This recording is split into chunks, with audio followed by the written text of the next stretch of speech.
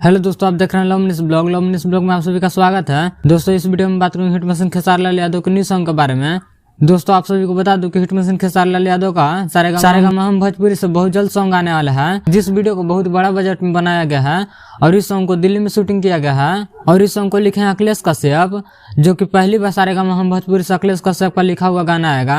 दोस्तों, आप सभी को बता दूं कि हिट मशीन खेसारी लाल यादव के राइटर अखिलेश कश्यप अपने फेसबुक पेज से एक पोस्ट किए हैं और जिस पोस्ट को आप लोग स्क्रीन पर देख सकते हैं। और इस पोस्ट में लिखा है, पहली बार कश्यप कहर का गाना सारेगामा हम भोजपुरी से आ रहा है। फ्रेम के देखिए आप लोग को समझ आ गया होगा कि ये कश्यप कहर है। दोस्तों, आप सभी को बता दूं कि शूटिंग पर से कुछ तस्वीर निकल के आया है, जैसे कि आप लोग स्क्रीन पर देख सकते हैं। दोस्तों, इस तस्वीर को देखकर आप लोगों को अंदाज लग ही गया होगा कि कितने बड़ा लेवल का सॉन्ग आने वाला है। और सारेगामा हम भोजपुरी से आता है तो एक अलग ही इतिहास रखता है। और इस सॉन्ग के बारे में क्या कहना चाहते हैं कमेंट करके जरूर बताएं। ऐसे ही भोजपुरी की सारी छोटी बड़ी खबरें देखने के लिए हमारे चैनल को सब्सक्राइब करें।